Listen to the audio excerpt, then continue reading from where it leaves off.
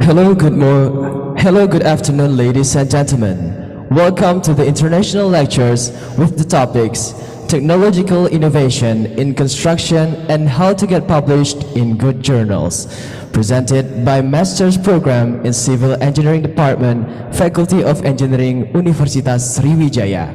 I am Muhammad Alif Wicaksono as your MC for this enlightening event. This international lectures is conducted from Gedung E Engineering Faculty Universitas Sriwijaya and joined by students from undergraduates, masters, and PhD programs. These lectures will provide you an exploration of the exciting world of technological advancement in the field of construction and to understand the path to getting our research published in reputable journals. On behalf of the committee, we are very grateful to be blessed with health and the opportunity that we can gather here today.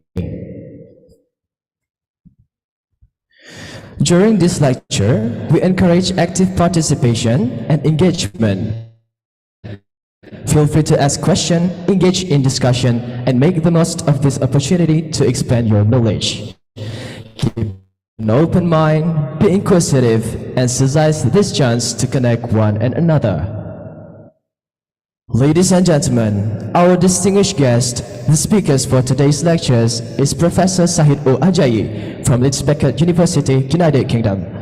Professor Sahid is a professor of digital construction and project management and the director of Construction Informatics and Digital Enterprise Laboratory within the School of Built Environment, Engineering and Computing. This lecture will be led by one of our lecturers in Civil Engineering Department of Universitas Sriwijaya, who is passionate about structure management and construction engineering management. Please welcome Professor Henny Fitriani.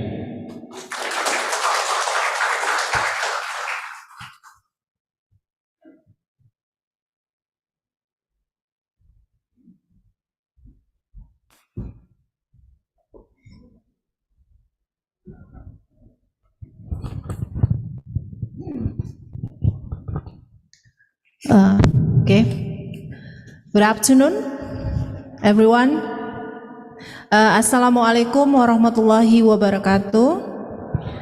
Thank you very much for the MC today, Arif, for giving me a chance to be the moderator today. I'm very happy to see you again, all of my students, the coordinator of Master Student Program, Dr. Yulinda, and lecturers from Civil Engineering Department, master students. How many master students? Raise your hands. Oh, okay. This side, right? This side, the master students from different field. Like they have construction management, they have geotechnics, structural hydrology, and what is transportation expertise. And the other side is from undergraduate program in the what semester? 7th semester. So I used to teach DUP, right? So we are happy to be here to have a general lecture given by Professor Sahid Ajayi from Leeds Beckett University, United Kingdom. So he is actually my mentor, my professor too, who is helping me to this stage. I mean, like until I got my promotion. So we do writing together.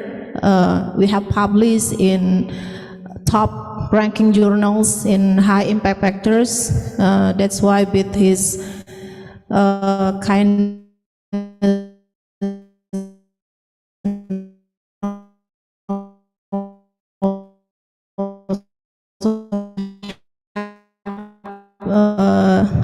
I will be able to be in presentation.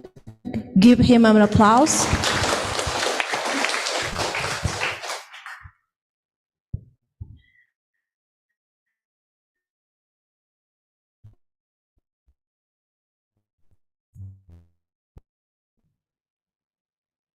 Station.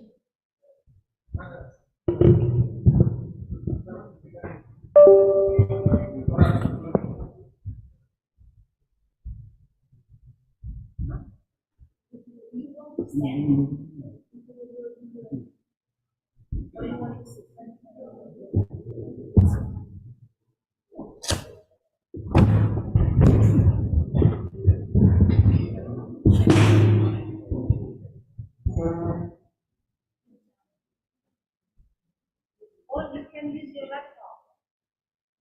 It's what you can see, right? But it will be here. That's good. Huh? What you do first? Or to Kuliah.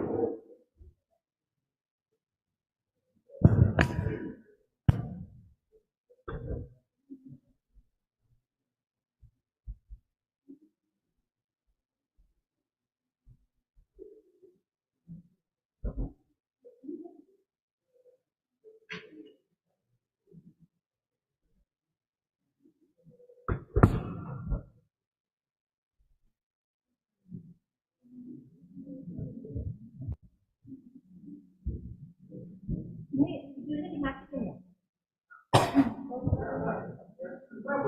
Tidak masalah ya?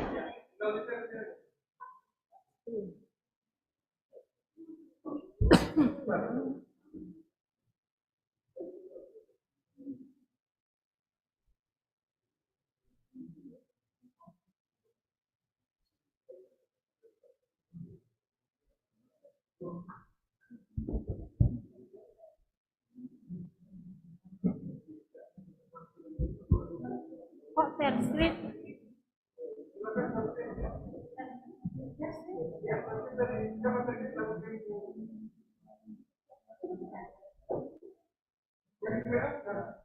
Oh, belum ada. Oh, WA. Belum.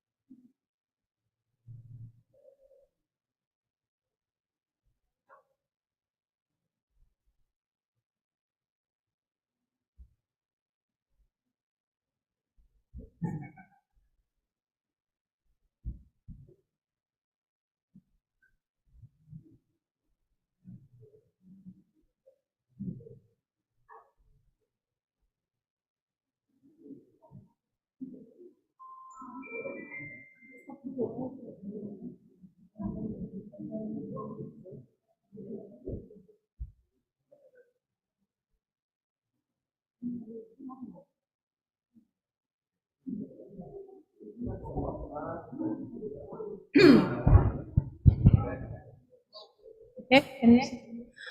Okay, sorry for the distractions. So he's not giving me the material first. Should I?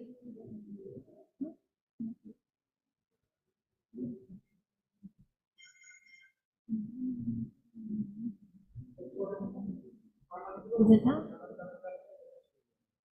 Is it? Already?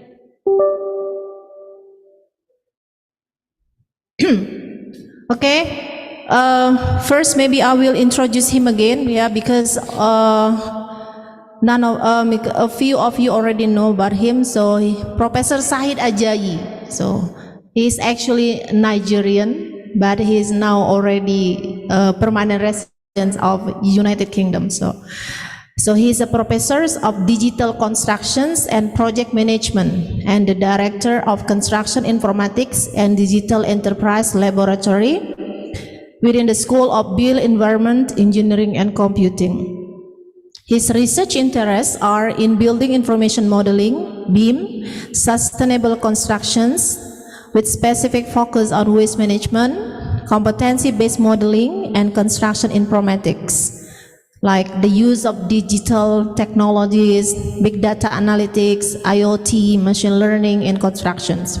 So he has already published more than 100 scholarly articles and journals, conference in these areas. So he also holds a PhD in constructions and architectural management. Over the years, he has been involved in various collaborative and multidisciplinary research involving key players within the UK construction industry. Okay, without further ado, we give the time for Professor Sahid to start giving your presentation. Okay. Thank you very much, Prof. Eni. Assalamu alaikum wa rahmatullah.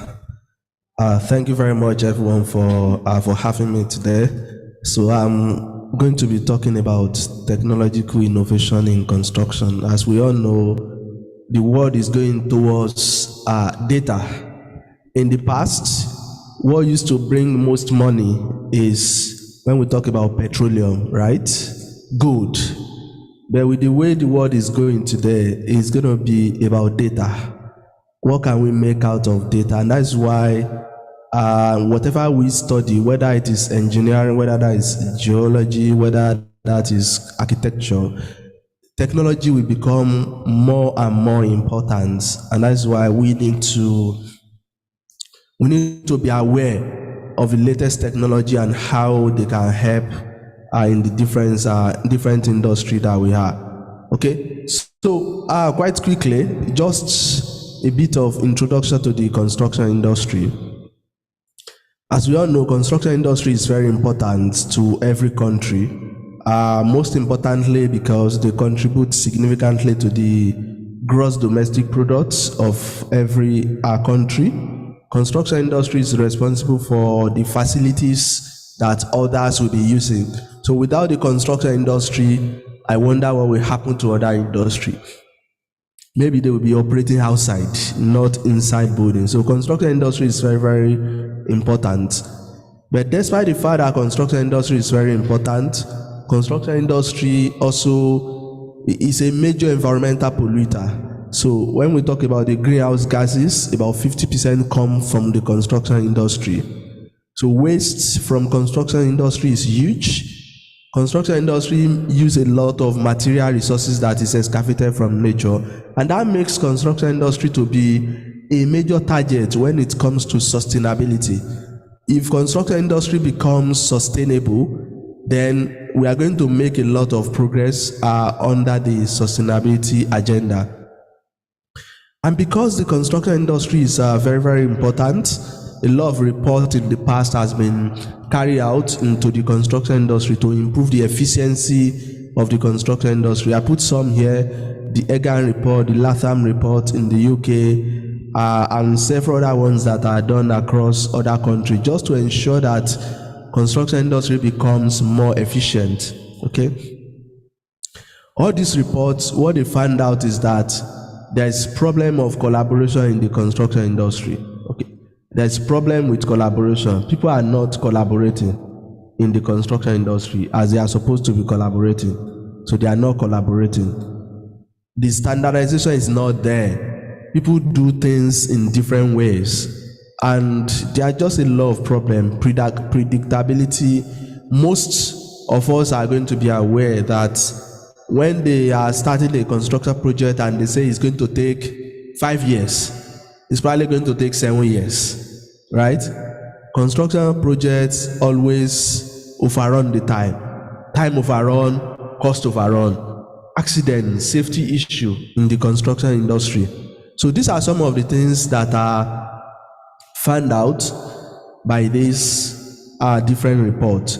Time and cost overrun, danger, fragmentation, that is, people are not working together in the construction industry. And also, when you look at it, construction industry is not very digitalized.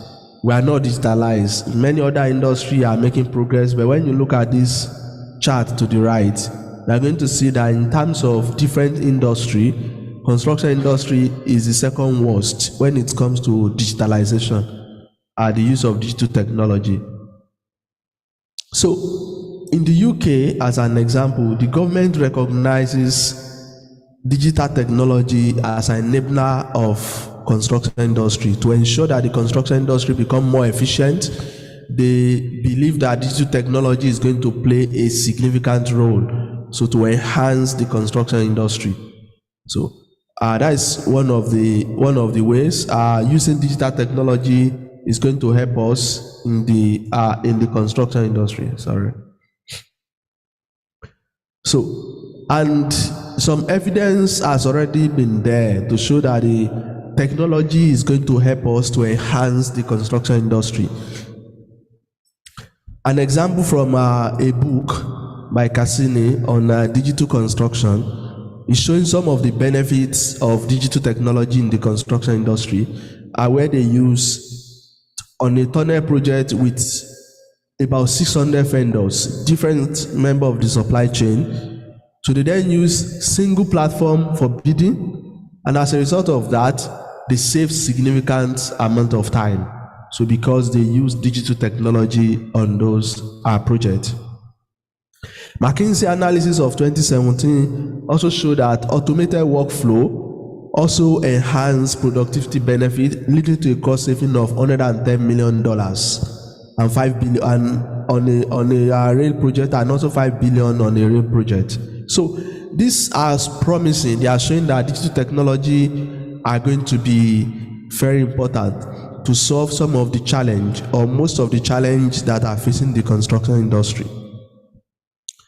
And when we talk about all this digital technology, there are different technology that could be adopted in the construction industry. Looking at it, smart building operation, you have the one that we know very well, when you use occupant sensor in a building. These are technology, whether we understand it or not, they are technology.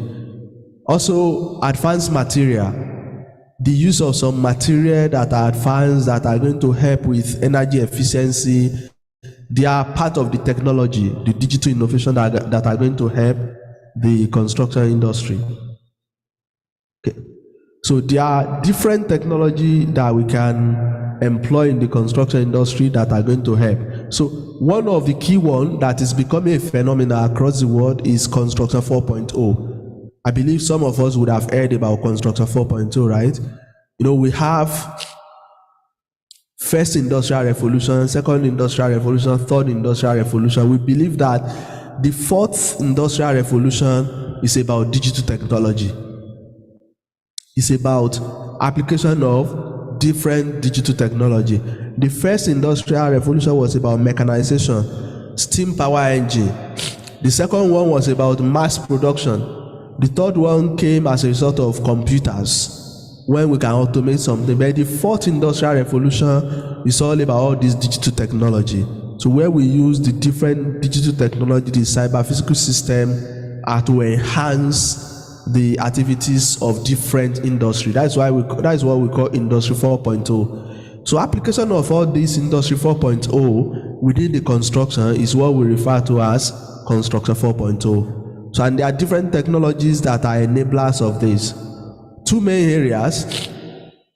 We have the digital ecosystem, where we are going to talk about the digital technology, the IoT, that is Internet of Things, building information modeling, the use of sensors, artificial intelligence, machine learning.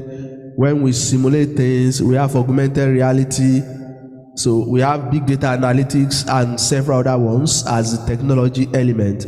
Then we have the cyber physical system, where we talk about robot and cobots. We all know robots, right? The cobots are the robots that are for collaboration with human being. Robots that work with human being are referred to as cobots. So all these are the essential elements of Construction 4.0. Because we have a lot of things that are dangerous in the construction industry.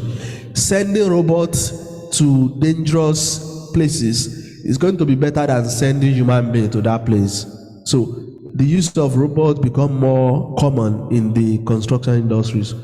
Also, in terms of the technology, I put some technologies here, and I'm going to show examples of how some of these technologies are being used in different areas to enhance the construction industry. And we have artificial intelligence and machine learning. We have real-time data processing that is enabled by Internet of Things. So we have blockchain technology. All these are being used in different fields. Construction industry have also started to employ this technology to enhance activities. We have 3D printing that could be used. We have the virtual reality and augmented reality that are also being used to visualize design before it is going to be constructed. We have autonomous vehicles on construction sites, so that drive themselves. We also have wearable devices that you wear, and then maybe it's going to show the location of where you are. It's going to allow you to sense some things. And we have digital twins as part of this technology. And looking at it, looking at this image, you are going to see the technology layer there, and you are going to see how that is being connected to the build information modeling. You connect that to build information modeling, and you can then do a lot of activities. During the design, you have different technology, artificial intelligence, virtual reality, augmented reality, and that is connected with your build information modeling, so that you can visualize your design in a way. You can do generative design. Instead of you to be the one that will draw every line, to draw every wall, you can actually generate design. These are technology that are already there, that are generating design. And during the actual construction, you can also use all this technology. And you have robots that could be used on construction site and several other ones that can enhance construction activities. Some other ones, you have your autonomous construction, you have prefabrication. All these are also technology. You have prefabrication and off-site construction. I believe we all know that, right? So off-site construction, we have the 3D printing. We have our build information modeling with some big data analytics that can be used to analyze things and to give insight into what will happen on construction project. I'm going to show some example of how all these have been used in different construction projects. So some benefits that are derivable from Industry 4.0 or Construction 4.0 include site safety, enhanced site safety. There's going to be safety on construction site by using this technology. Time and cost saving, because we waste a lot of time in construction industry. So if we can automate some of the processes, then we are going to be able to save times. We are going to be able to save time by automating some process. I want to revolutionize the industry because, all of us, the younger generation, we want to press our phone, we want to use digital technology, we want to do that, I want to play. If we use technology on construction sites, it is emphasized that new generation, we want to work in the construction industry because of the technology, because we all like to get stuck to our phone, we all like to explore different technology and the like. Also, in terms of sustainability, we believe that with the use of Construction 4.0, we are going to enhance sustainability of the construction industry. Just as I said earlier, if we are able to enhance sustainability of the construction industry, then the global sustainability agenda could be achieved. We're also going to be able to raise standard, and we are going to create that innovative environment through our Construction 4.0. So I'm just going to show you an example of some of the things that I've done in my lab in this area with automation, where we automate some of the things. So automated system is the easiest one that you can do. You just automate some system that are going to be repetitive. If there are things that are normally repetitive, you do it again, you do it all over again. Why don't you automate it? So this project, AutoBeam, was a project that I did with largest UK construction company. It's called Automated Building Information Modeling, where we are able to automate some of the system, and it contains 4 elements. One of them is AutoBeam name, which is going to help with the naming of files in line with BIM standard. I also have AutoBeam learn, where project learn from past projects. For instance, when you are designing, when you draw something, it can tell you that this thing that you are proposing is going to lead to this problem on site, because from the past project it has always led to this problem. So for this new project that you are doing, if you do it this way, it's going to lead to trouble. So it's going to delay project, maybe it's going to lead to reworks. So that is the AutoBeam learn. You learn from the past project. Also, the AutoBeam learn also involves learning from health and safety data from past projects.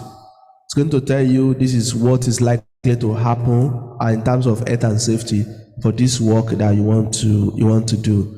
I will also have AutoBeam populate, where you can populate your BIM model with information. And the last one is the sharing, where you have platform where you share different information on project. Instead of you to create the element all over again, you can actually share them, and then that is going to help. So this particular project was funded by Innovate UK, which is a UK government agency, and it was £896,000. So what we did in this project is to automate some of the process. And for those that might be interested, so this particular paper is about automated file naming, where we automate the naming of file in BIM format. For you to do your project in compliance with the BIM standard, there's a way you are going to name each of the file. And you can then imagine each project, one single project might have 500 different documents, and you need to name each of the documents in a particular way. So this particular one automates the process. So again, showing the benefit of automation in construction, showing the benefit of digital technology in construction, because if you want to do it alone, you are doing it by yourself, there's likely to be some mistakes, some errors. It's going to take a whole lot of time. But if you are automating that, then that with the click of a button, you can easily just generate or define names. Another one is the MIDP, Master Information Delivery Plan. Again, it's part of the BIM process that you need to generate. You need to generate MIDP. MIDP is amalgamation of TIDP, Task Information Delivery Plan. Task Information Delivery Plan, the simple way of explaining it is, when you have a project, if it is a BIM project, you are going to tell your client, the person that is you are doing the project for, you are going to tell them that I'm going to produce this file on so day. For us, we know we are going to produce floor plan, right? We are going to produce elevation, produce section, produce site plan, and several other ones like that. For architect, it might be that the architect is going to produce 50 different files to the project. Quantity surveyor is going to produce their own. All others are going to produce their own, but they all need to be labeled in a way, so which is what the auto name is doing. TIDP is where you are going to generate your task, like, okay, these are the things that I'm going to deliver for you. And you can then imagine you generating that every now and then. So what we did for this project is to automate the process. When you have a project, they create the platform, you go there, it's going to pre-feed the information for you, and that makes the process to be very fast. So that's for the TIDP. When you then bring all the TIDP together, that becomes MIDP, Master Information Delivery Plan, from architects, from structural engineer, from quantities of yours and different other stakeholders that are involved on the project. You're then going to amalgamate everything to generate your MIDP. So the other one on this is the carbon calculator. which helps to calculate carbon on project, for you to know the embodied carbon of your project. For this, within 20 minutes, you already have your embodied carbon generated. You have it calculated. But if you want to do it manually, it's going to take at least 2 days. If something can take 2 days and then you can automate it to take 20 minutes, then that's a massive improvement in the industry. So technology is becoming increasingly important for us in the construction industry. We also have different plug-in systems that are being developed nowadays to automate processes in the construction industry. When you are designing something, you can have some plug-in within your Revit, those that use Revit, those that use Tekla and several other ones. You can automate a lot of things within all this system. And this is another example. This is not my project, but it's something that is very interesting on automated system. This is Beam Safe. It's available online. You can check it out. This help with the construction and design management system. You are going to be able to generate health and safety risk analysis for your project. So they said this anyway. You go there, you generate information about health and safety risk, and then that is going to also show it in picture formats, showing you that for this part of the building there is this health and safety risk. For this part of the building, there is this health and safety risk, which is then going to be very fast compared to when you want to do it manually. And apart from being very fast, it's also more accurate because it's based on a lot of data again. Okay, so that's for automated systems. So let's talk about machine learning and application in construction. I'm not going to bore you with explanation of machine learning or anything. I believe many people will know that already. But machine learning is becoming increasingly important in the construction industry because we want to be able to predict things. We want to learn from huge data set that we have and then be able to predict what will happen on construction projects. So the essence of machine learning is to teach computer to imitate how human beings learn. You give it data, you do some analysis on it, and next time the same thing is happening, it's going to be able to predict for you. So that is the basic explanation of what machine learning is. And looking at this is a very easy explanation of what machine learning is. A computer program is set to learn from experience E with respect to some class of task T and performance measure P. If its performance at task T as measured by P improve with experience E. So what this means is that it's doing something. But because you've given it a lot of data before, next time you give it the same task to be done, it's going to then do it very quickly. So that's what machine learning is going to be able to do. And for you to be able to have your machine learning model done, you need some training data and you need your test data. So for construction industry, we need a lot of data that come from construction activities to be able to do our machine learning. I'm going to skip some of the slides that are more into machine learning, and I'm going to go into the actual example of how machine learning is used in the construction industry. But before that, looking at this is what machine learning should be able to do for supervised learning. You give it the age and shoe sizes for children. Age 5 is using size 7, age 8 size 8, age 17 size 10. Then you can then tell it to then predict what will be the shoe size for 10 years old. So that's what machine learning will be able to do quite quickly for you. I will also have unsupervised learning that is just going to help you to structure your data. And we have reinforcement learning, so I'm not going to bother you with all those. Okay, so this is the application of machine learning in construction.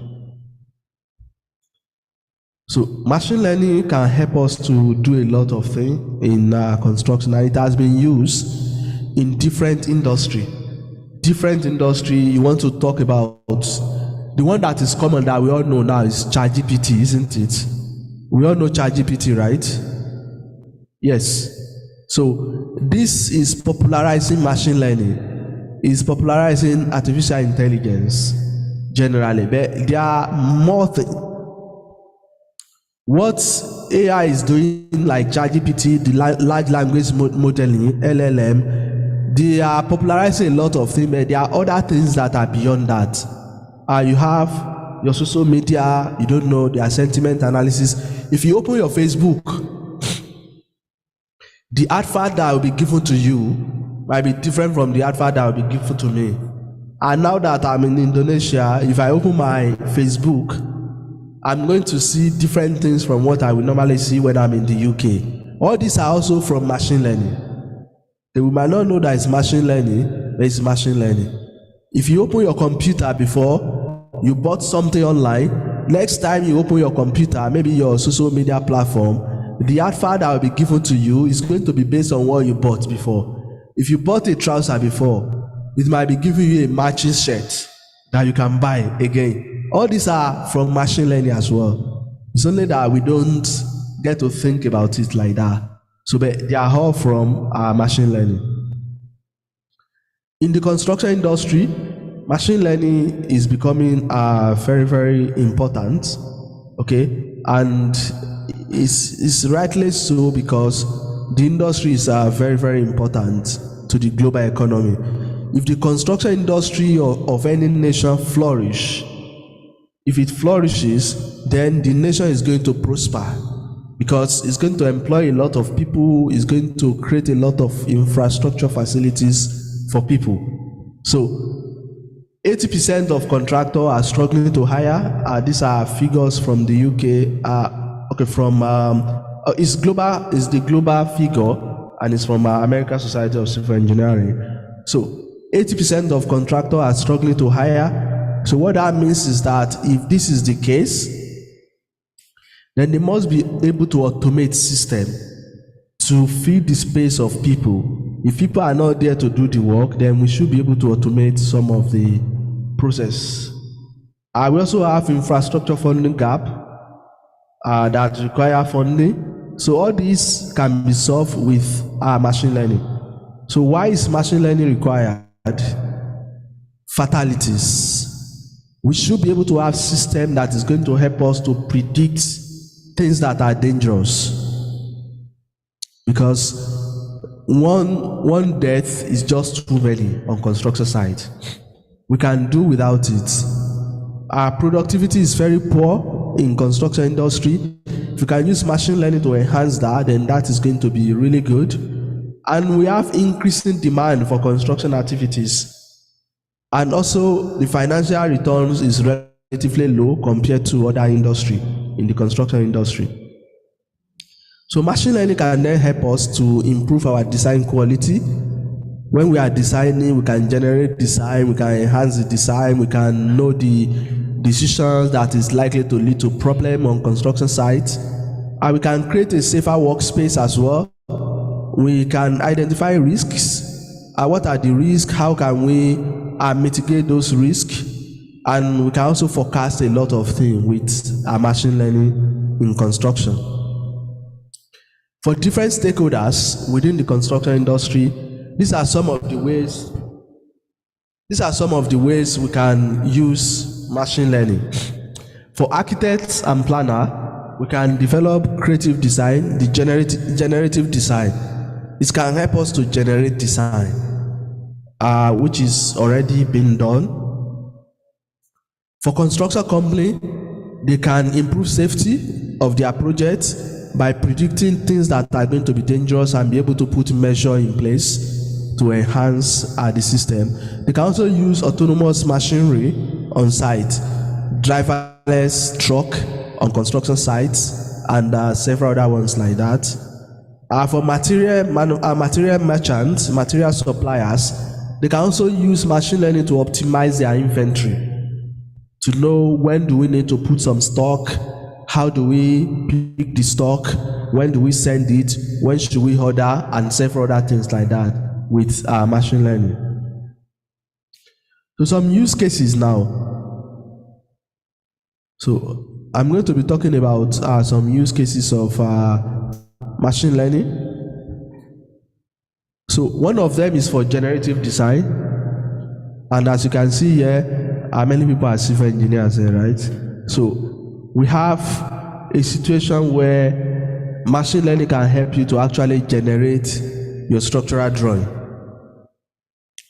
You have your original design, maybe you have your architectural design, it can generate structural drawing for you quite easily. And you also have, even when you don't have any design, it can also generate architectural design for you.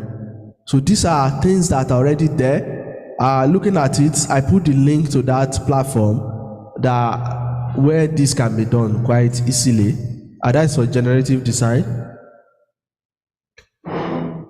So this is another one about real-time fatigue crack detection. So just to know when crack is happening in concrete, for instance. So machine learning can help you to predict when crack is going to be happening and how it is going to be happening. So again, this is another important thing.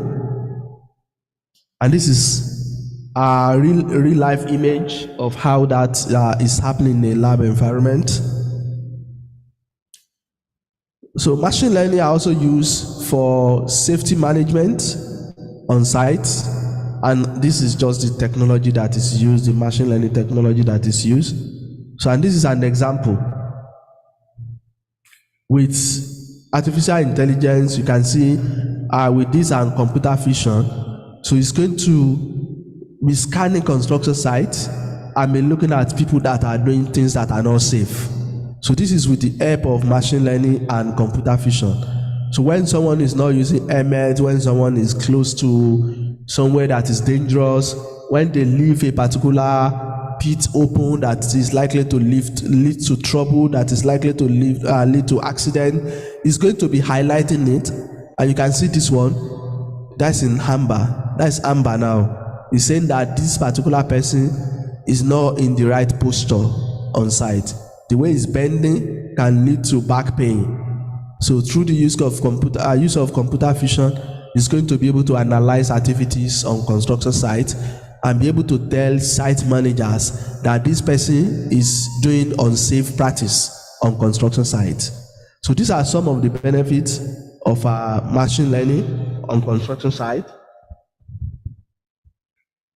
So this is an example of another system, VANI system for safety equipment detection. So this particular one is able to detect safety hazard. If someone is not wearing helmet, is going to give the notice. There could be some sand that will come to the tab of the site manager to say that so person is not wearing helmet, or person standing at so place with their picture is not wearing helmet. So these are some of the things that are possible with the use of machine learning and other technology. So another technology that is also used is BIM 360 IQ that are used for risk mitigation. You can use that will help you to identify where there will be risk on site. And you can see here, you can see how it is overlaid onto the site just to show some danger on site. So these are the benefits of digital technology on construction site. Another area is in schedule optimizer. So when you have your schedule, so it can optimize the schedule for you to tell you how to do it in a way that is going to save you more time. So an example of that is Alice. So that is AI machine learning powered web and mobile platform. So that can help you to optimize your schedule.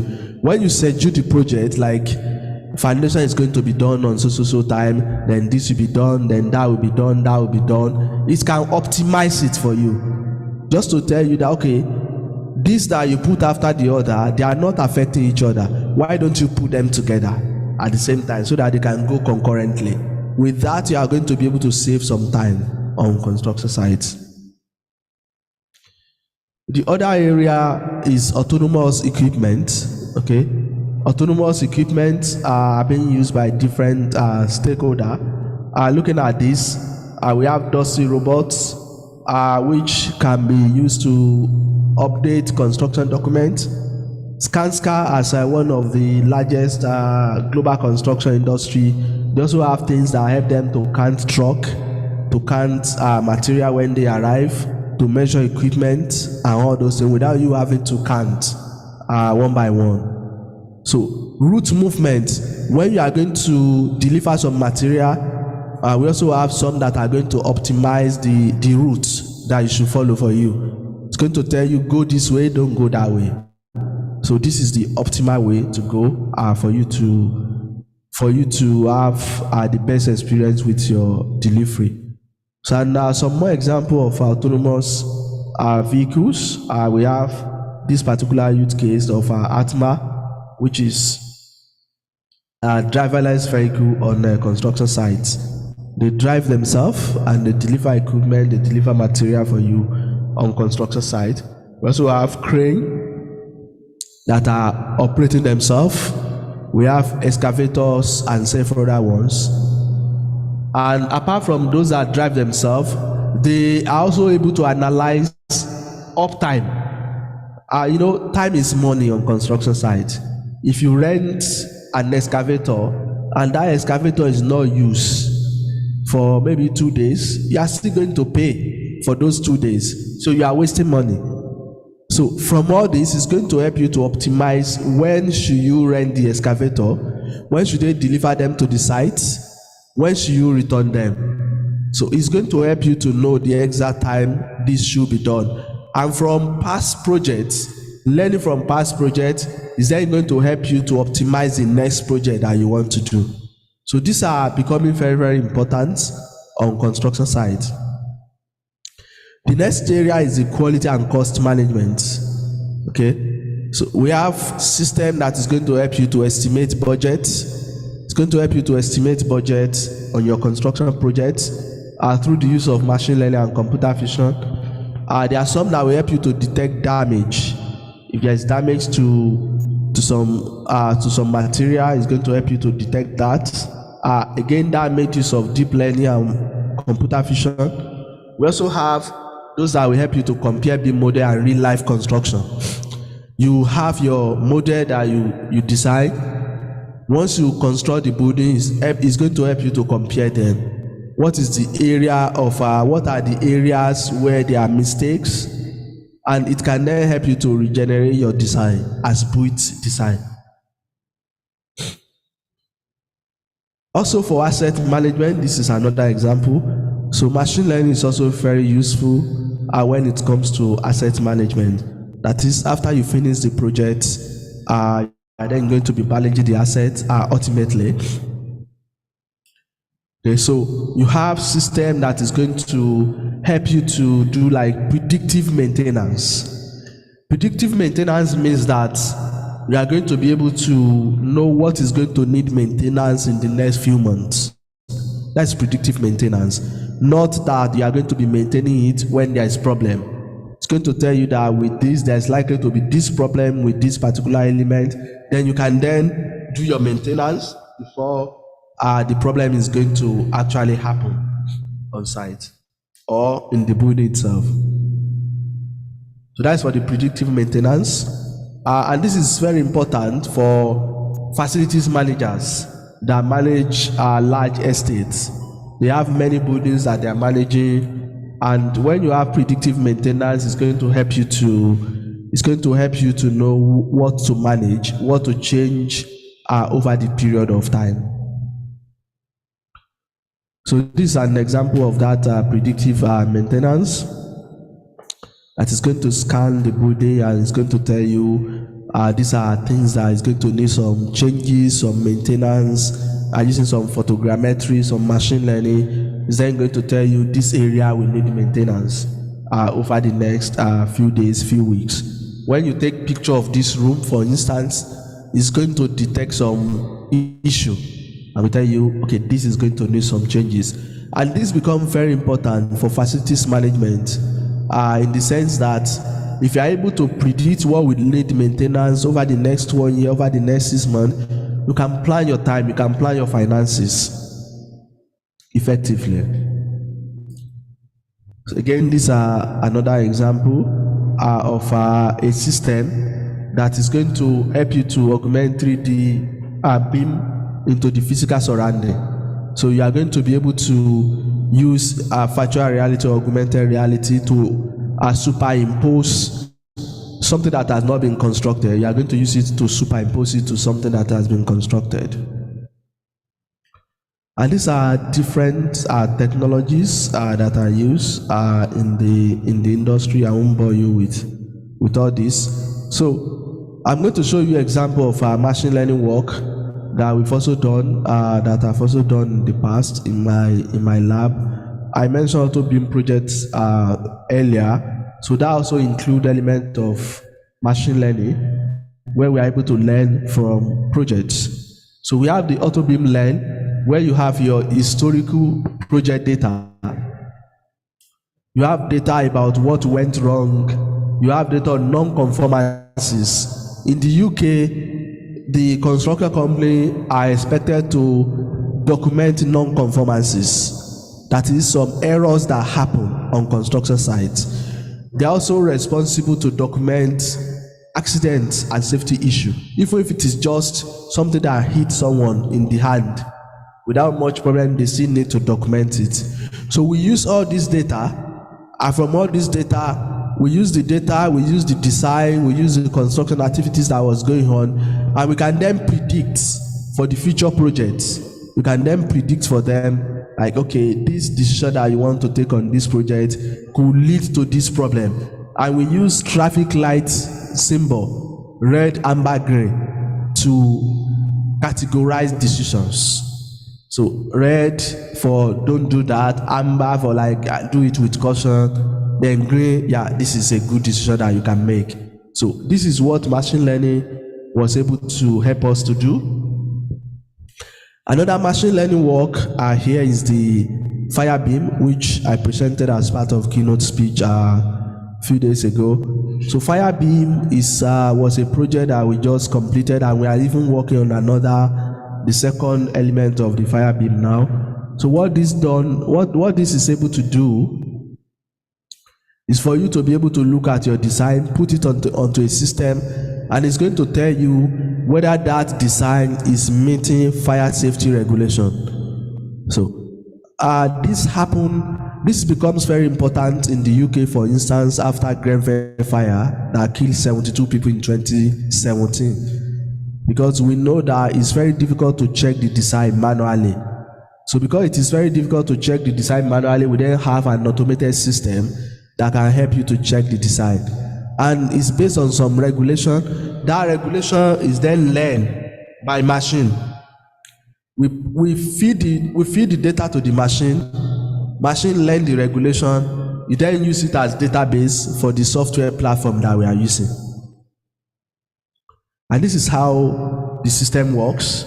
You have your regulation that you want to use, you upload your design, you have your regulation, then you pick the regulation, then you click a button, diagnose. When you diagnose your design, it's going to then tell you, like, this area is not conforming to the regulation. The fire rating that you've given to this element is not what it is supposed to be. So it's going to tell you all this. And after it has told you that, it's then going to tell you, what should you do? What is the required fire rating that you should have for this element? So this helps to be able to design to fire safety standard. If you are not designing to fire safety standard, if there is any incidence of fire, then there is problem. With this, you are able to diagnose your design and know that the design is conforming to the standard. Okay, so these are different technologies that are used there. So the next element I'm going to talk about is the IoT, Internet of Things.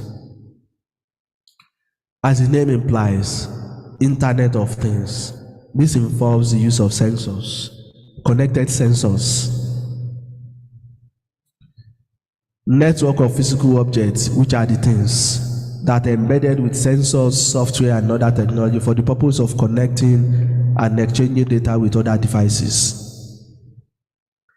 You have sensors somewhere that is collecting data, then you can then be using that data elsewhere. So that's what IoT is going to be able to achieve. So for us to be able to connect things that are not naturally connected, so things that are not joined together, you want to join them together with the use of sensors. So the use of IoT in construction, we have safety and risk mitigation. It can help you to track site workers. Whether they are sleeping, you can track them that this person is micro sleeping. So, and that is dangerous on construction site. You can track their fatigue level. When they are tired, you can know that they are tired with the use of all this IoT technology. Exposure to site hazard, you can monitor that as well. Also, in terms of productivity, you can use IoT to enhance productivity. Example is when you use RFID technology. RFID sensors, you are going to put RFID tag on the material, and when you assemble it on site, you already know where that material is. When it needs maintenance, you're able to track where that particular element is on your construction site. It's also helpful in machine maintenance, which will help you to improve efficiency, and also for security protection. When you have sensors, you're able to sense intrusion, and you want to detect where there is intruders and things like that on site. So this is an example of how IoT and computer vision is being used, and you can see this is highlighting each of the workers, and it's going to tell you what is happening to them at that particular moment. If they are tired, it's going to highlight that they are tired, they need to rest. If they are doing their work in an unsafe way, it's going to tell you that they are doing unsafe tasks. So these are things that are possible with the use of digital technology. And this is another example of a construction management system on site that was published by Kim et al. 2013. So it's about site monitoring. You're able to monitor what is going on construction sites. Another example is BIM platform for on-site assembly services in prefabricated construction. It's going to help you to know how to assemble different components on site. You know, for prefabrication, you already have building components that are already manufactured elsewhere. All you do is to just bring them to the site and couple them together. This particular system will help you to know how to couple them together quite easily. Also robots. This is an example of robots. We have robots that lay brick now in the UK. Give them the task of laying brick, they just continue laying brick. So all these are things that are possible with the use of digital technology in the construction industry. This is another robot.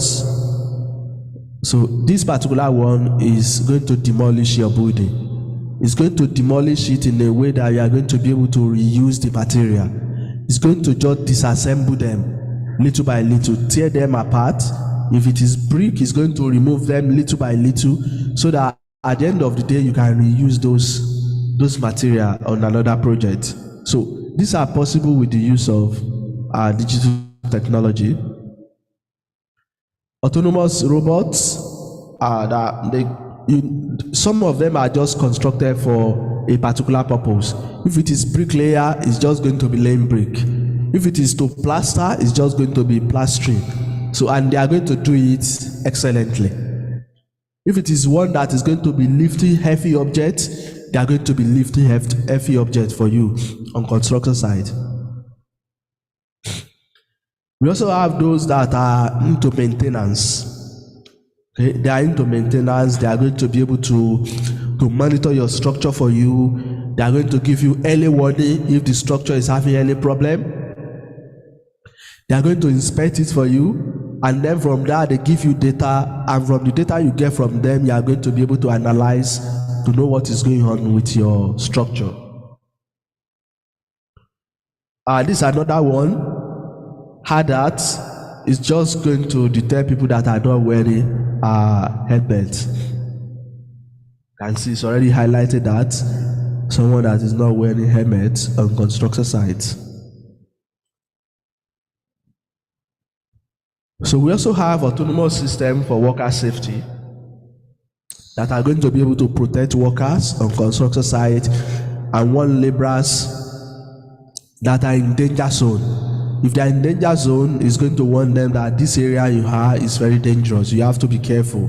So all these are what are possible with the use of digital technology. We also have fall prevention. So we have fall prevention from scaffolding, so which is going to warn you, is going to tell you that there's danger, is going to alert you. It can be about a light that is going to be blinking, it's going to be about alarm that is going to sound when you are very close to where there is danger on construction site.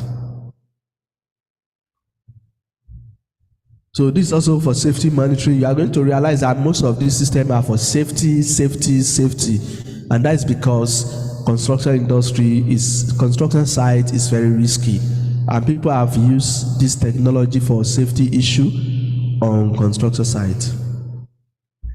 So you can also use it to monitor site equipment. Site equipment, you can monitor them remotely through the use of all these digital technology. So Internet of Things as a technology is very, very helpful for construction industry in the sense that it's just cool when it comes to you being able to monitor things, to connect things together, things that are not naturally connected. You're able to connect them together and be able to do a lot of analysis on them. Okay, so these are some further benefits. Other benefits will include traceability and feasibility of resources. You're able to trace things on site. You're able to use your resources efficiently. There's also transparency of process. So there's transparency because everybody can see it. You have sensors that is looking at it, and then from there everybody can see the data and know what is going on construction site. So I think that is just the end of it. I put some references here for anyone that want to visit them again. Virtual reality again. I thought it's finished. It's not finished. Okay, let me quickly talk about virtual reality before I finish. So virtual reality, I believe we know what virtual reality is, right? Yes? Virtual reality, augmented reality, and mixed reality, they are the same thing anyway. It's only that they work in different way. That's when I have a video here. Maybe I don't know if should I play it? I don't think people online will be able to see it. We are not sharing.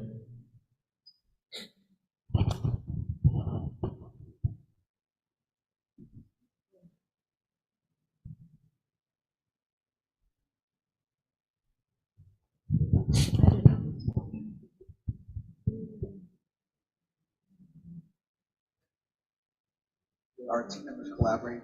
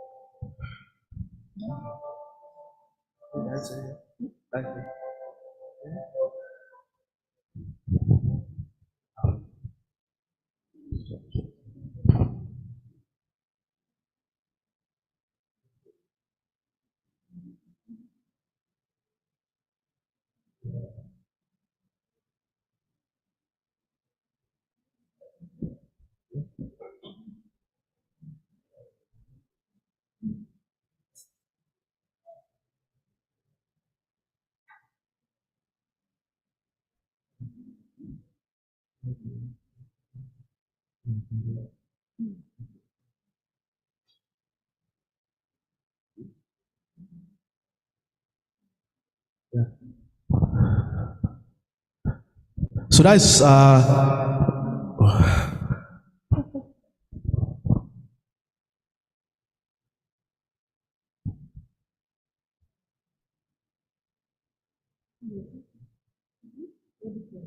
that one, yeah. So that's what virtual reality I can do in every industry. You are going to be able to visualize things that is not yet live. You are going to be able to see it. And when a design is done, the client can be able to visualize the design and be able to see how it will look like once it is constructed. You give them a design of this place, they are going to be able to look at it and be able to see where is my bed going to be, how is it going to look, and things like that. So this is very, very important for clients in the industry. And in terms of potential, this is from Statista. I said that there is massive potential for virtual reality in the construction industry, about $35 billion in terms of the potential of virtual reality. And that is what Mark Zuckerberg said, the owner of Facebook. He said the incredible thing about the technology is that you feel like you are actually present in another place with other people. People who try it say it's different from anything they've ever experienced in their lives. So virtual reality is able to bring those different things to life. You are going to be able to see it as if it is real, whereas it is not real. So there's going to be artificial environment that you create with software. It's just with software, it's not existing. Then you are then going to have computer generated simulation of the environment 3D. So you are going to be able to visualize it through the use of glasses. You are going to be able to, in fact, technology is so much advanced now that with your hand gesture, you can actually control different things with the virtual reality and also with the augmented reality. We have the immersive virtual reality, which is you are going to feel it as if you are there. You are going to be able to control things. We have non-immersive one, you are going to feel it only. And we also have desktop-based virtual reality. So where you are going to be able to display 3D virtual desktop display, and you don't need to move. So this particular one is what is usually used in design environments for clients to be able to look at their design. And these are different use cases. In architectural design, you look at your design, you see how it will look like during the design process. Also for construction workspaces, you can look at the construction workspaces, you can visualize the health and safety issue before you actually go to the site. You can visualize how a particular component should be assembled before you even go there to assemble it on construction sites. You can wear the glasses, you are going to be learning how it should be assembled, and you are going to be assembling it on site. So these are being used for different purposes on site. So this is also for teaching. We also use virtual reality in teaching, in the sense that if you are teaching students about foundation, for instance, they can actually use virtual reality to look at it. They understand it more because they can see the image, they can see how it is done in real life, as if it is real life. When you are teaching them, you are teaching them about how to lay brick. They look at it from virtual reality point of view. They are going to have more understanding of what the actual construction is going to look like. We also have it for safety management as well, so which is going to help to detect safety lapses on site. And the other element of that is the augmented reality, which is not fully virtual. It's a mix of the virtual element and the physical space. You are going to overlay the computer generated content in the real world. You have this room, you want to look at how the chair will look like in the room. You already have the room, you don't have the chair.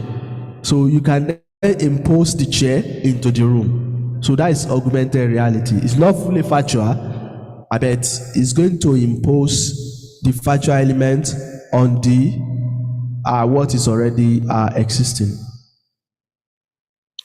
So augmented reality is also used in construction industry for design and manufacturing. So we can use software system and API, and you can modify 3D models.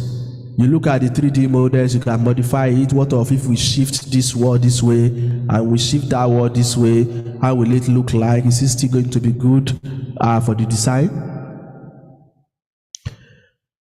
This is mixed reality for on-site design. That is element of virtual reality and augmented reality together. So mixed reality.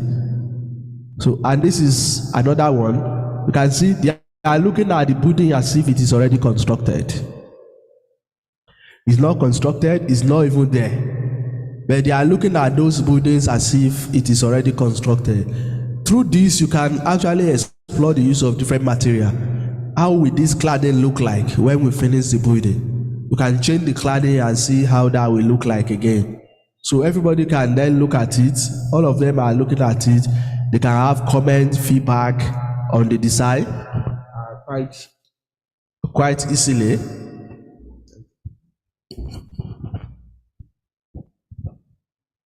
So this is another augmented reality for construction safety management. You can see how different things are overlaid onto the real construction. There's real construction that is going on, and they are going to overlay a lot of other things onto it to look at safety impact of those things that they overlay on the actual construction. And this is mixed reality. Maybe I will not play this video. The application of mixed reality in construction. It can be used to improve architectural design. See, from here, they're just looking at here, and you see how it looks like. This is not existing yet. This is the design that exists, but they are then looking at how it will look like after it is completed. So this is what could be achieved with the use of all this digital technology. And this is another one with, you can see the cables. It's going to look at the direction the cable will go and things like that. So they are overlaying it onto the real building. They are overlaying the path there. So and this is just the difference between the three of them. The virtual reality. There is no, you don't need to be present anywhere. So it's just, everything is just fully virtual. Augmented reality, if you want to use augmented reality in this room, that means you have to be in this room, then you overlay the chair into it. But for virtual reality, you can look at, this room might not be existing, the chair that you want to put in it might not be existing, but you are going to look at them together. And we have mixed reality, so there is element of augment of both in the mixed reality. So the virtual reality is fully immersed. The augmented reality is an overlay of computer-generated information on the real world, and the mixed reality is combination of the real and the virtual environment together. So what problems can they help us to solve? Progress tracking on site. We can look at the progress that has been made on construction projects. We can use it to avoid costly reworks, because we can look at it and know what is going on well, what is not going on well on construction site. We can also live stream beam overlay at job site to remote viewers. You want to look at what is going on site and what should be going on, and you can look at both of them. Even from office, you can then determine what is going on well and what is not going on well on construction site. And they have a lot of benefits, decision making, safety training, you want to mitigate risk, and several other benefits of augmented reality in construction industry. So that's basically just an overview of different digital technologies that are being used in construction industry, from machine learning to automated system, virtual reality, augmented reality, IoT. All of them are becoming increasingly important nowadays because they help us to speed up the process. They help us to enhance the processes of construction. They help us to address the safety issue that are affecting the construction industry. So if there are some questions, I'll be happy to answer. All right. That's the end of the presentations. Very nice presentation, right? And you get a lot of information in it. Right? Jadi, I speak in Indonesian first. Jadi ini memang topik research yang lagi booming sebenarnya. Yang saya sebenarnya dari dulu pengen concern ke sini, cuman it's not easy karena kita harus menguasai IT, machine learning dan sebagainya. Sementara kita hanya belajar construction. Nah, jadi kita mungkin harus bisa kolaborasi dengan orang teknik informatika seperti itu. Kita harus belajar banyak hal IoT seperti itu. Mungkin itu bisa nanti jadi pertanyaan ya, bagaimana mereka ini yang akademiknya dari arsitek atau sipil bisa begitu ya. Itu jadi topik ini sebenarnya sudah banyak. Saya dari dulu, cuman itu tadi untuk riset susah begitu ya. Perlu tim yang benar-benar kuat begitu. Mahasiswanya memang tidak harus 1-2 yang untuk bisa kita membuat suatu project, big project ya. Seperti ini gitu. Jadi I'm telling them that actually I already learned this long before, but to implement this here, it's not easy. I need a team, it's not easy. We are in civil engineering, we also need to collaborate with information IT persons. So this might be the questions for you first. Like you are in architecture or in construction management, right? So, and how do you deal with machine learning, IoT, because it's like, it's not in this area, but we also need to learn all of these things. Like it takes time to learn these things, and how you start or manage these things probably. Yes, I understand that it's a bit tricky. It's a bit difficult to learn all these things. But in the real world of work, when you are in the industry, there are going to be the data scientists that will be working for your organization. There are going to be different people that will be working with you so that you can collaborate with. But in the academic environment as well, it's very easy to collaborate with people. For me particularly, I do not really collaborate with people in IT. I do some of the things by myself, and I also recruit people. So when I get new projects, I recruit the IT people. I recruit them, they develop whatever I want to develop for me. I understand their language. I have understanding of what they need to do. I tell them what they need to do. I'm able to monitor it, and that's how we develop all these different solutions. But for people that don't have that level of knowledge, the best is to collaborate with other departments.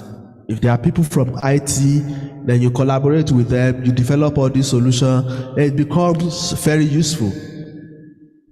The future is going to be multidisciplinary. All the groundbreaking innovation that you see nowadays are going to be a combination of 2 different fields or more.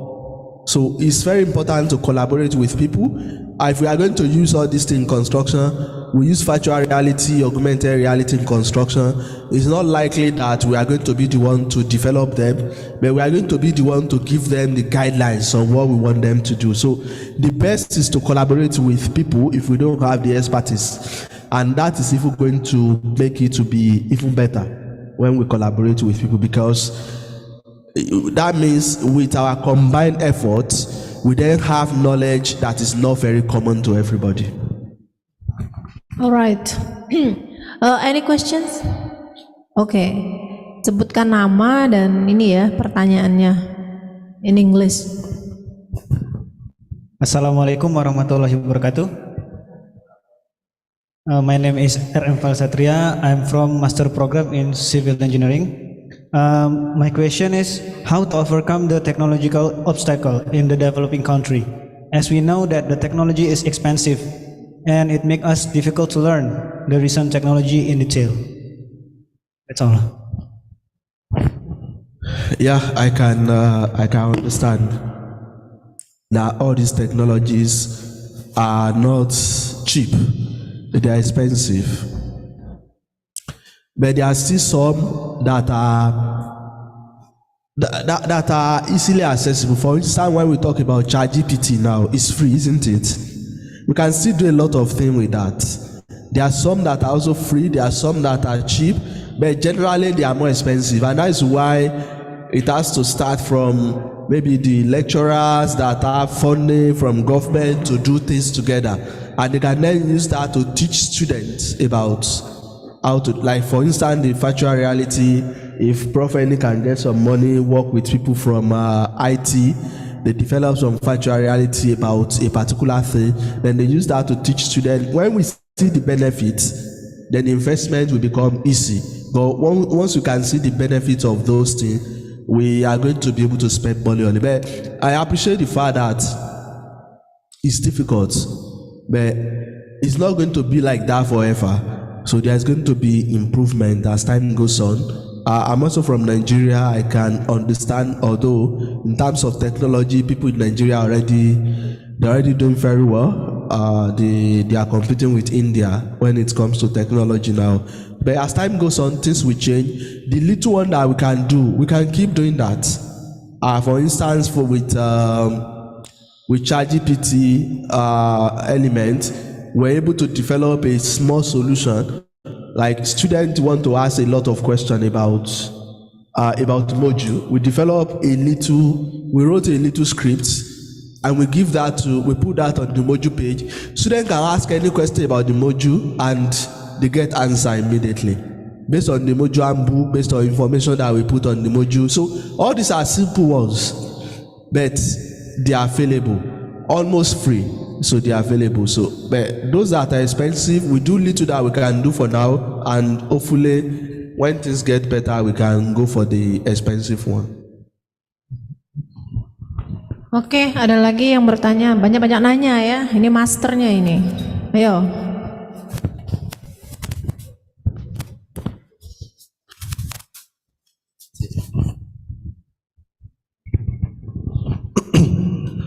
Okay, hello, Professor Sahid. Please let me introduce myself. My name is Wenson. In the slide, you said that one of the innovations in construction 4.0 is drones. So my question is, how can drones or any other 3D mapping technologies can transform the way of land surveying? And also, how do drones have a role in mitigating risks in construction projects? That is all. Thank you. Drones are already being used in construction projects to mitigate risk. If I start from that point, I have a PhD student currently who is just finishing his PhD. He's just at the last stage of his PhD, and is one of the directors in one of the UK biggest construction company. So what they do in this company is they are the one that construct major highways in the UK. And after they finish the project, they need to then capture data on that project. You can then imagine the road that is already open, people then measuring something, taking tapes to measure. So instead of them to be measuring like that, what he did in his project is to look at combination of drone and machine learning to capture that information. What that means is that with the capturing of the information through the use of drone, the health and safety issue that can happen, because they need to close the road sometimes to be able to measure. Sometimes they have to do it at one side of the road. So they don't need to do that anymore. Drone will just fly, capture the data, and with machine learning, you are then going to be able to translate that data. You overlay it onto the design that is available there. So drone is already helping us to be able to do that. And many countries are already using drone to capture information, and it's just safe. It's safe to be able to capture those information, especially when it comes to places that are dangerous. Another project that we did with drone is when you look at the sewers, where the sewage goes through, like big pipe. When there's problem, people go in there to inspect. But nowadays, we have drones that can fly there and identify where the problem is. And also, there are even some that we then send robots there to go and fix it. So all these are possible with the use of drones nowadays. I hope I answer your question, right? Sudah terjawab belum pertanyaannya? Oke.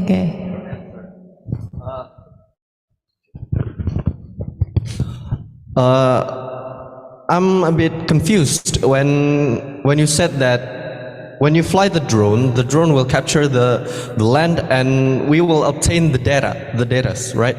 So I'm just a bit curious, when we just obtain the data, does the data how would I say do we still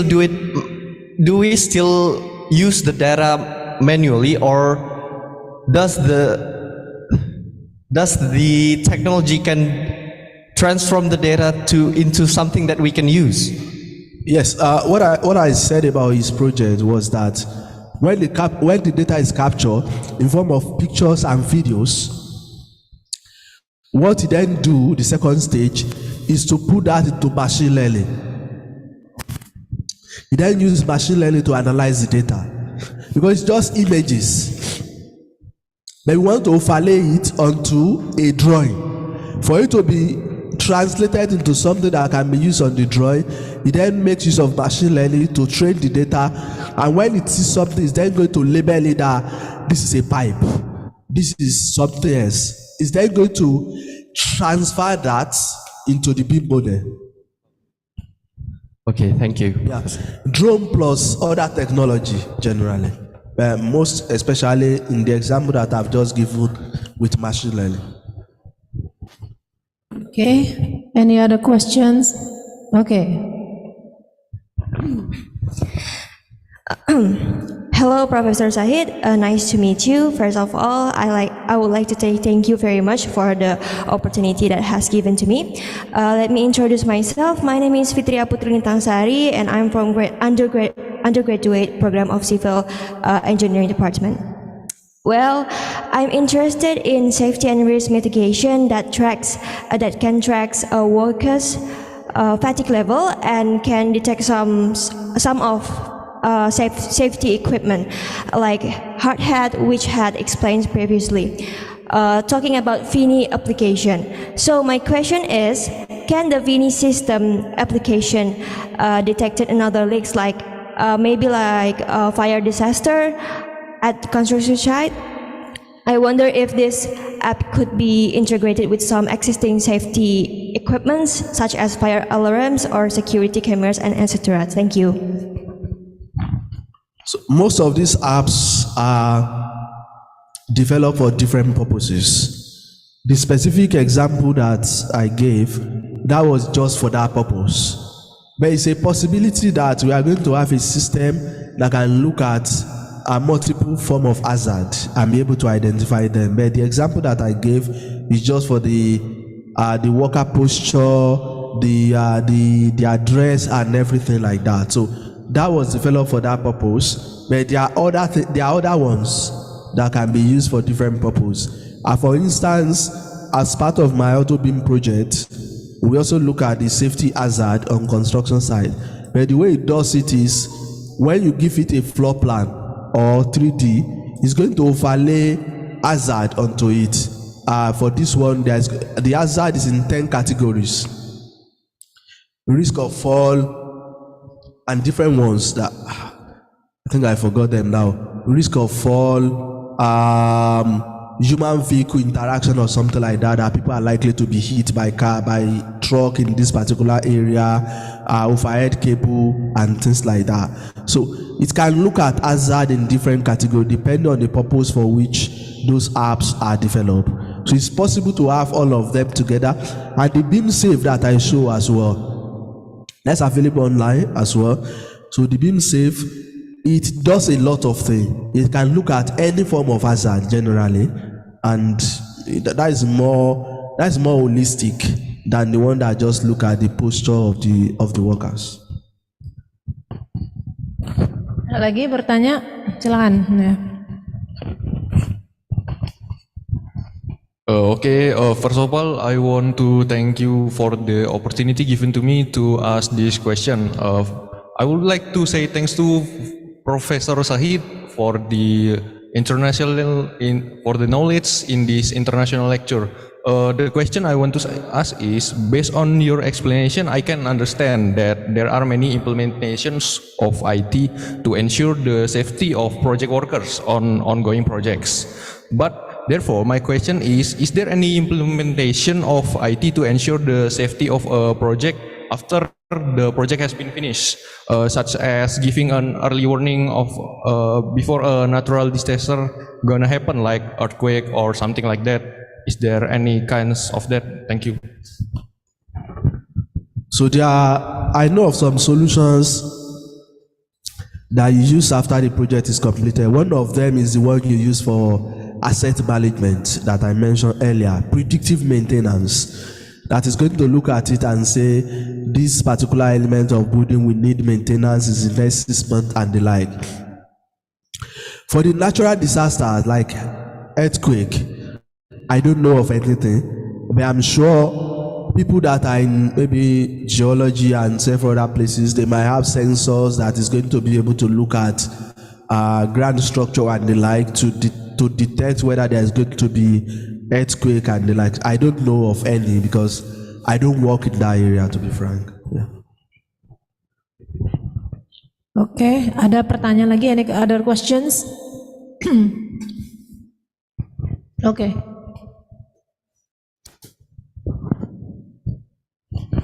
Okay, thank you for the time. It was a very nice presentation. Thank you, Prof. Sahid. First of all, I want to ask about journal and publish. So the question is how to design a good research so that it can be produced some publication and get published in high impact journal, and how Prof break down the research into many topics that can be developed. Thank you. Yeah. Actually, it was given in the morning, right? But he will answer the questions. Okay. Yeah, we had a session on that in the morning. But just basically to design a research that will be suitable for high impact journal, there are a couple of things, there are a couple of checks that you need to do. There should be element of originality. Originality in the sense that you are contributing something to knowledge in that area. There should be a clear gap in knowledge, and at the same time, you must be having something that you are contributing to knowledge ultimately. That is the first. The second is your presentation. A paper might be very good, you've contributed to knowledge. If the presentation is not good, then it's going to be sent back to you.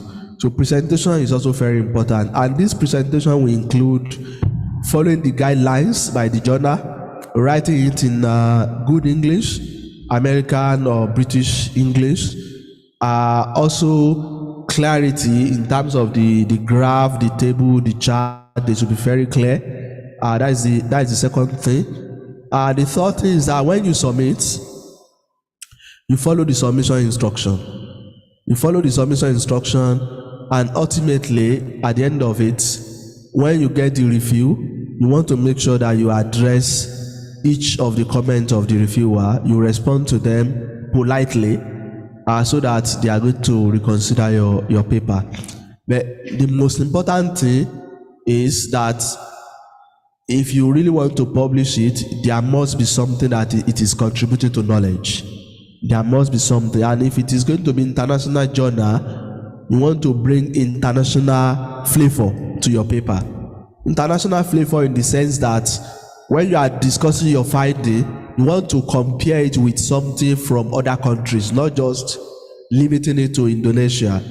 So your data might have been collected in Indonesia, but when you are discussing it, you want to compare your finding with what others have done in other country and how yours is different or how yours is aligning with their own as well. So because many people from developing nations, they get rejected just because it's just too national, it's not international. So you bring that element of international into your writing. So they are going to share the slide, so you can share it with us as well.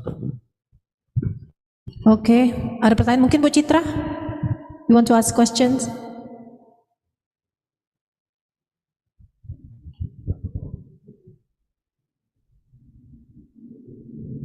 Okay, thank you, Bu Eni. I want to ask about side impact for this technology, because from this presentation you tell about the benefit, but you don't tell about not good impact, maybe from the health perspective. Is there a negative impact because it almost use technology? Usually there is a not good impact. Thank you. Yeah, for every technology there have been negative impact. Even the mobile phone that we use, there are some radiations that come from mobile phone, but despite that fact, we still use mobile phone, right? So this technology will have their own negative impacts, but generally, I see the benefits outweighing the negative impact. So I don't dwell on the negative impact, to be frank. For instance, when you use the glasses, that is the virtual reality, augmented reality, you don't use it when you are doing some work on site, because that might lead to distraction, and the distraction might lead to accident. You just make sure that you follow the normal ethical use of this technology. If you follow the ethical use of them, I don't really see any much negative impact. There might be some radiation, but if the radiation will be too much to affect health of people, they won't even allow it to be sold anyway. So I don't really see much negative impact. Some people will say machine learning, with the use of machine learning, is going to take our job. It's going to take this, it's going to do that. When we use robots on site, people are not going to be employed anymore. All this can happen, but there are jobs there. Robots will take some, human being will take some. Machine learning will allow us to automate a lot of things. Maybe some jobs will be lost, but some new jobs will be created as well. So I don't really see much negative impact, to be frank. I think they are just good things for us to adopt. You will be surprised that we still have people up to today that don't use smartphone because they believe that it's dangerous. I met one just in September this year when we went for a conference. So she don't use smartphone because she believes that it's dangerous. But we need smartphone. You even have my smartphone, right? Yeah, I use smartphone, yes.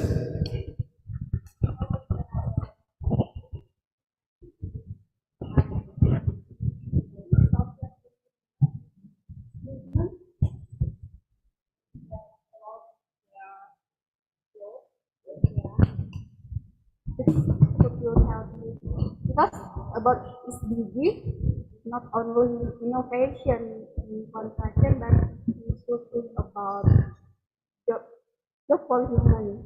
Because in your presentation, human is changed with technology. Could you tell about your opinion? Like I said, there could be job loss for people when we begin to use this machine. But looking at ChatGPT alone that was introduced just last year, ChatGPT has killed some companies. Some companies have died because of ChatGPT. One of such industry that is massively affected by ChatGPT are those that do contract cheating. Contract cheating in the sense that those are write assignment for students. They died. There was one of them, I think their turnover was like maybe 30 million or something in the previous year, and the subsequent years it was less than 1 million. They will die. But ChatGPT itself has created more than 100,000 jobs since it was introduced. Which job does it create?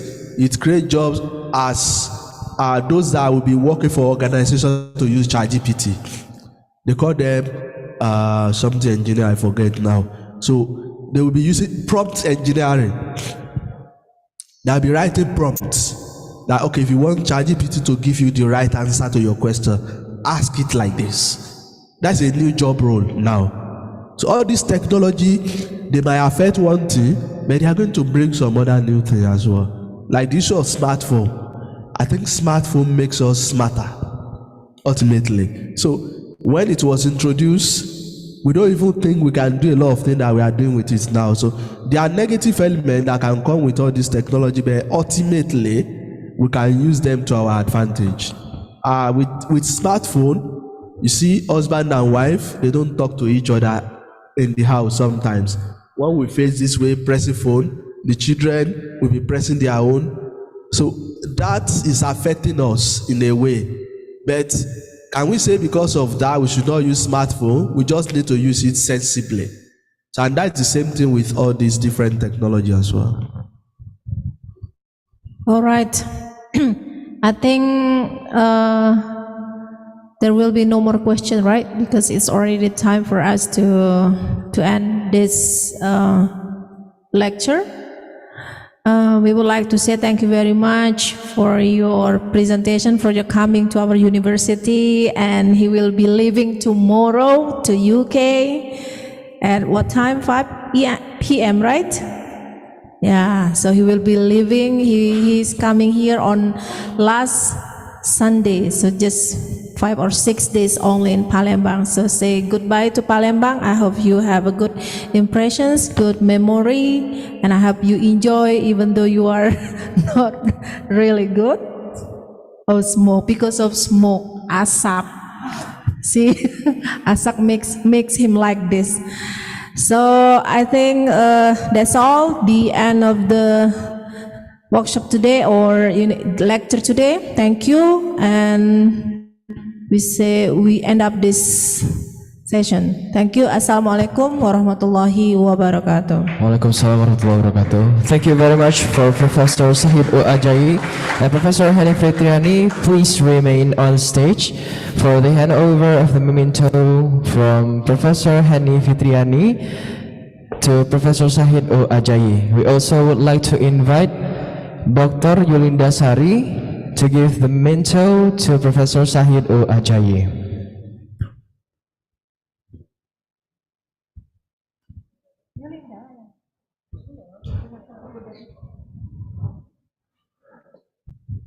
From Dr. Yulinda Sari to Professor Sahid O. Ajayi, please hold on.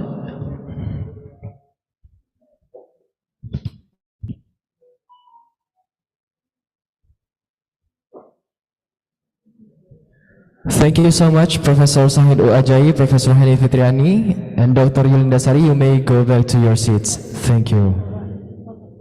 Oh, yeah. For documentation session, we would like to invite all of our participants to come closer, come forward, because we want to take documentation session from the front. The camera will shut to the back. Okay.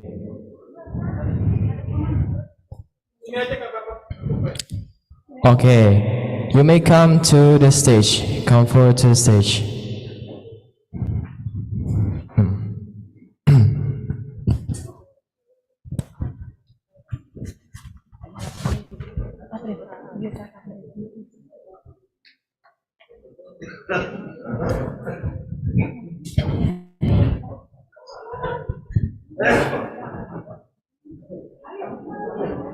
Okay, you may come to the stage and tidy up your lines. Okay.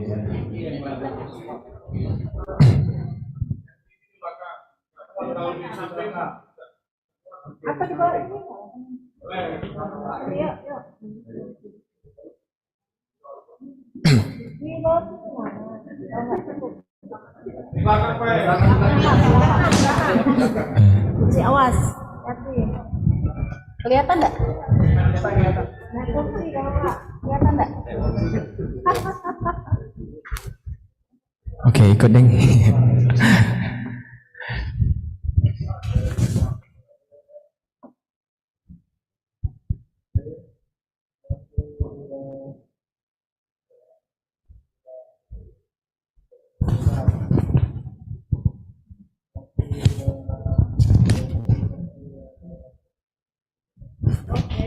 Okay, thank you very much for all of the participants and our special speakers today. You may go back to your seats. Thank you.